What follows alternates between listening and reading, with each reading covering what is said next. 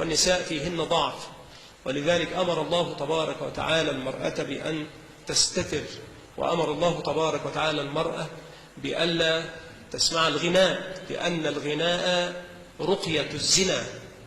وقديما قالوا في الصدر الأول: لا ترووا فتياتكم، يعني بناتكم ونساءكم، لا ترووا فتياتكم يعني نساءكم وبناتكم. شعر ابن أبي ربيعة، عمر ابن أبي ربيعة الشاعر، كان شاعرا ماجنا وكان مكشوف الشعر، فكان شعره يفعل في قلوب النساء فعل السحر كأي مغن متهتك.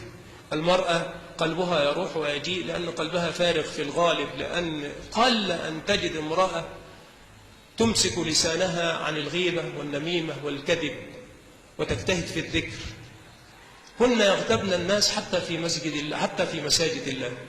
الغيبة أمر الآن أصبح لا يحترز منه إلا من عصم الله سبحانه وتعالى، والكذب فاكهة المجالس إلى غير ذلك من تلك الآفات. فكانوا يقولون: لا ترووا فتياتكم، شعر ابن أبي ربيعة، وإلا لا يتورطن في الزنا تورطا. ولذلك كان الفساق قديما، كان الفساق إذا استعسرت عليه امرأة أسمعها الغناء فتلين حينئذ، لأنه قرآن الشيطان. وأما قرآن الرحمن فيأتي بالدمع والحزن والبكاء والإقبال على الآخرة والبعد عن الدنيا. فأمثال هذه الأمور ينبغي علينا أن نلتفت إليها، وألا نبيع الآخرة من أجل أشياء يسيرة ليست لها قيمة. وإنما ينبغي علينا أن نكون حريصين وأن نقوم على المسؤولية التي أقامنا الله تبارك وتعالى عليه.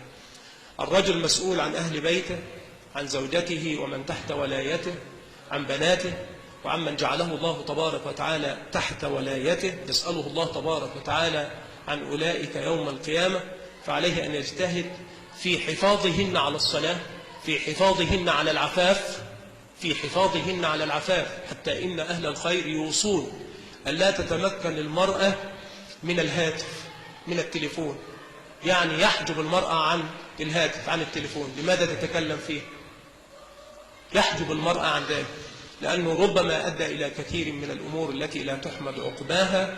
وللفساق في هذا الزمان سبل في الوصول إلى المحرمات لا يتقنها الشيطان الرجيم، لهم سبل لا يتقنها الشيطان الرجيم، حتى إني لأحسب أن الشيطان أصبح يتعلم من أولئك الفساق في هذا الزمان. فلا بد من الحذر، والوقاية خير من العلاج كما يقولون. ونسأل الله أن يحفظ أعراضنا وأن يستر عوراتنا وأن يبلغنا مما يرضيه آمالنا، إنه على كل شيء قدير.